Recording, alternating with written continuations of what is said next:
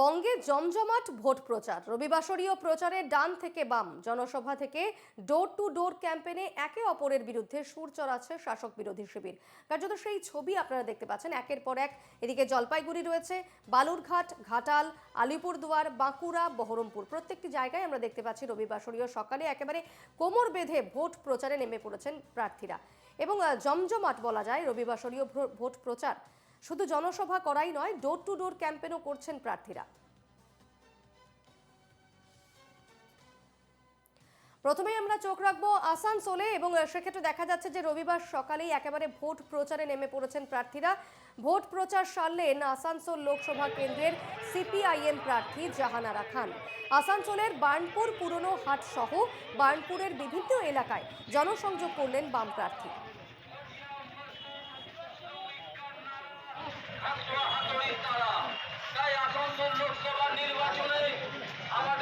আসানসোল লোকসভা কেন্দ্রের সিপিআইএম প্রার্থী জাহানারা খান এবং আসানসোলের বার্নপুর পুরনো হাট সহ বার্নপুরের বিভিন্ন এলাকায় ঘুরে ঘুরে জনসংযোগ করলেন বাম প্রার্থী।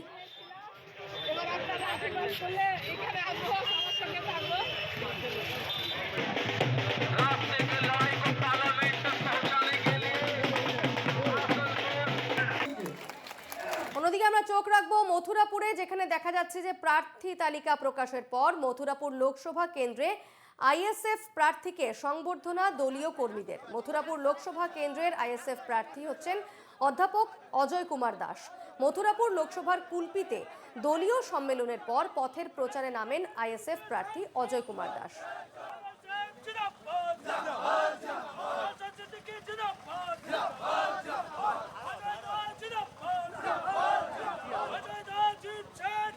মথুরাপুর থেকে আমাদের প্রতিনিধি অরিজিৎ মণ্ডলের এক রিপোর্ট। মথুরাপুর লোকসভা কেন্দ্রের এবারের আইএসএফ প্রার্থী অধ্যাপক অজয় কুমার দাস, তিনি আজকেরই একটি জনসভা করেন কুলপিতে, এবং এরপরেই কিন্তু একেবারে সাধারণ মানুষের উদ্দেশ্যে তিনি মাঠে নেমেছেন। তার সাথে সরাসরি কথা বলবো। দাদা, মূলত কি কি দাবিকে সামনে রেখে প্রচার চালাচ্ছেন? দুর্নীতিমুক্ত বাংলা, সন্ত্রাসমুক্ত বাংলা আর কর্মসংস্থান করতে হবে। মূলত এই মথুরাপুরবাসীর কাছে কি আশ্বাস নিয়ে পৌঁছাবেন, যে কি পৌঁছে দেবেন তাদের কাছে যদি ভোটে যেতেন? অবশ্যই তাদের যে অভাব অভিযোগ সেগুলো অবশ্যই পূরণ করব। সেই দিল্লির দরবারে আমি বসে থাকবো, এদের অভাব অভিযোগ মেটা না পর্যন্ত আমি দিল্লি থেকে ফিরবো না, আমাকে যদি দিল্লিতে পাঠায় কখনো এরা জিতিয়ে। আর জিতিয়ের ব্যাপারে আমি 100% নিশ্চিত। এখানকার মানুষের যা উৎসাহ, যা উদ্দীপনা, তাতে আমি জয়ের ব্যাপারে 100% নিশ্চিত।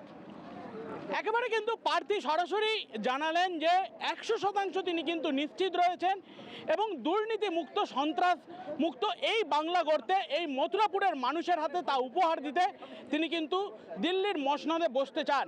এমনই বার্তা রেখে তিনি মানুষের কাছে পৌঁছাচ্ছেন। কুলপি থেকে অরিজিৎ মণ্ডল, এনকেটিভি বাংলা। মথুরাপুরে প্রচার করছেন আইএসএফ প্রার্থী অজয় কুমার দাস। এবার আমরা পরবর্তী খবরে চোখ রাখবো, যেখানে আমরা দেখাবো যে একেবারে হুগলি লোকসভা কেন্দ্রে নাম ঘোষণার পর থেকেই প্রচারে কোমর বেঁধে নেমে পড়েছেন হুগলি লোকসভা কেন্দ্রের তৃণমূল প্রার্থী রচনা বন্দ্যোপাধ্যায়। প্রচারে একটুও বেশি অ্যাডভান্টেজ পাচ্ছেন এই দিদি নাম্বার 1। রবিবার সকালে চুঁচুড়ার রবীন্দ্রনগরের শীতলা মায়ের মন্দিরে পুজো দিয়ে সেখান থেকেই তিনি প্রচার শুরু করেন। হেঁটে বা হুডখোলা জিপে নয়, রবিবারের একটু অভিনবত্ব প্রচারের আয়োজন করেছিলেন চুঁচুড়ার বিধায়ক অসিত মজুমদার। এদিন সেই পুরনো আমলের ভিনটেজ গাড়িতে আসেন, আর সেই গাড়ি করেই এদিন চুঁচুড়ার অলি গলি ঘুরে প্রচার সারলেন রচনা ব্যানার্জি।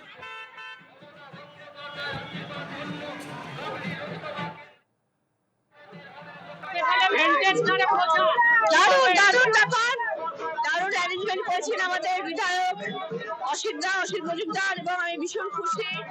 দারুণ ভাবে প্রচার হচ্ছে আর প্রচুর মানুষের সমাগম হয়েছে, একটা একদম অন্যরকমের অনুভূতি হচ্ছে। অসিত বাবুকে ধন্যবাদ তার জন্য। আর ভিনটেজ গাড়ি প্রচারে নিয়ে যাচ্ছি, এটাও একটা স্পেশাল ব্যাপার হয়ে গেল এবারে ভোটের প্রচারের নতুনত্ব, একদম অভিনবত্ব। ঠিক আছে, তারাও কষ্ট করে দাঁড়িয়ে আছে, আমরাও কষ্ট করে করছি, কিন্তু সব কষ্ট তখনই সব হবে যখন মানুষের ভোটটা পাওয়া যাবে এবং আমরা তৃণমূল কংগ্রেস পার্টিকে জয়ী করতে পারবো। না, এই প্রশ্নের উত্তর আমি বহুবার দিয়ে দিয়েছি যে কি 5 বছরে কি হয়েছে সেটা ভাবলে হবে না, এখন কি হবে সেটা ভাবতে হবে।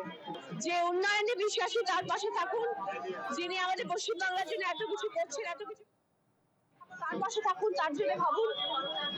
এবং মানুষ এখন অনেক বুদ্ধিমান, মানুষ জানেন কার পাশে থাকুন।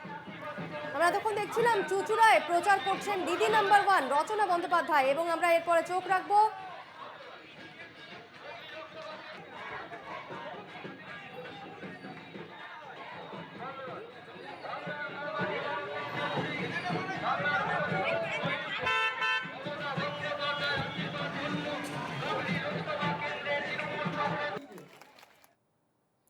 একদিকে দেখলেন আপনারা এতক্ষণ চুঁচুড়ায় প্রচার সারছিলেন, ভিন্টেজ গাড়ি করে প্রচার করছিলেন রচনা ব্যানার্জি এবং অন্যদিকে পুরাতন মালদায় পুরসভার মঙ্গলবাড়িতে চৌরঙ্গি মোড় থেকে উত্তর মালদা কেন্দ্রের তৃণমূল প্রার্থী প্রসূন বন্দ্যোপাধ্যায়ের সমর্থনে রবিবাসরীয় প্রচার মিছিল করে এলাকা পরিক্রমা।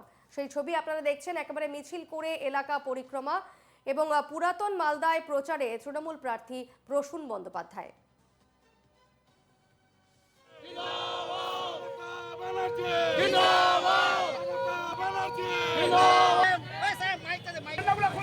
আমাদের মমতা ব্যানার্জি সেনে ধন্যবাদী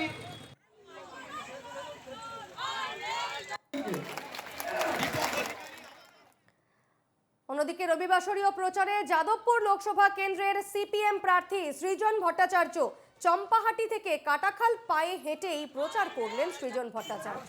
এলাকায় ঘুরে ঘুরে জনসংযোগ করলেন সৃজন।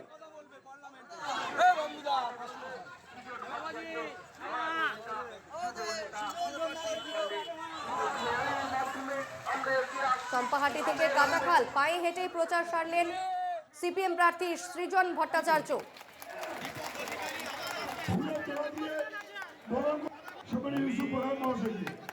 এবার আমরা দেখাবো সৌগত রায়ের প্রচারে বরানগর পৌরসভার 1 নম্বর ওয়ার্ড মহিলা তৃণমূল কংগ্রেসের উদ্যোগে অনুষ্ঠিত হলো বসন্ত উৎসব। বরানগর সতীন সেন নগরে বসন্ত উৎসবের মাধ্যমে জনসংযোগে দমদম লোকসভা কেন্দ্রের তৃণমূল কংগ্রেস প্রার্থী সৌগত রায়। অনুষ্ঠানে এসে বিজেপিকে আক্রমণ সৌগত রায়ের।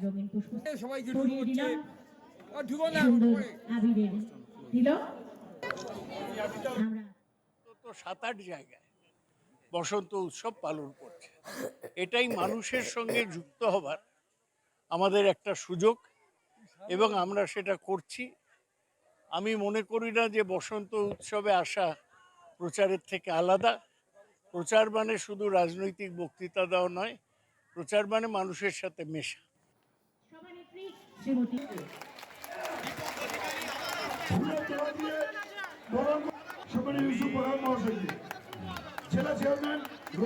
এবার আমরা দেখব বাঁকুড়ায়, আমরা চলে যাব বাঁকুড়ায়। প্রচার সেরে ফেরার পথে গাড়ি থামিয়েছিলেন বাঁকুড়ার বিজেপি প্রার্থী সুভাষ সরকার।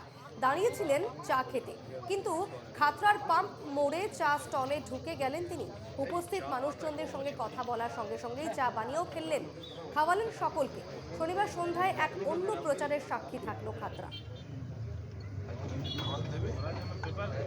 প্রচার শেষ করে আর সবার চা খাওয়ার ইচ্ছে হলো, তাই এখানে খাতড়ার পাম্প মোড়ে বেশ প্রখ্যাত অশোক টি স্টল, সেখানে নিজে হাতে চা বানিয়ে খাওয়াতে খুব ভালো লাগলো। কেন লাগলো না, আমার প্রধানমন্ত্রী, আমাদের প্রধানমন্ত্রী, যার জীবনের শুরু প্ল্যাটফর্মে কেটেছে আর চা বিক্রি করে কেটেছে। কাজে আমরা সবাই যারা প্রধানমন্ত্রীর শিষ্য, আমরা সবাই চা বানাতে জানি, ভালো চা বানাতে জানি, আর ভালো চা মানুষকে পরিষেবাও দিতে পারি। আমরা এতক্ষণ দেখছিলাম জেলার বিভিন্ন জায়গা থেকে প্রার্থীরা একেবারে কোমর বেঁধে নেমে পড়েছেন ভোট প্রচারে। যেহেতু আজ রবিবাসরীয় সকালে একেবারে ভোট প্রচারে ময়দানে নেমে পড়েছেন প্রার্থীরা। কেউ হুড খোলা জিপে ভিনটেজ কারে করে প্রচার সারছেন, কেউ আবার চা বানিয়ে ভোট প্রার্থীদের ভোটারদের মন জয় করার চেষ্টা করছেন। একের পর এক আমরা দেখছি যে আইএসএফ কর্মী থেকে শুরু করে সিপিএম, কংগ্রেস, শাসক দল তৃণমূল কংগ্রেস, বিজেপি কেউই বাদ পড়ছে না এই ভোট প্রচার থেকে।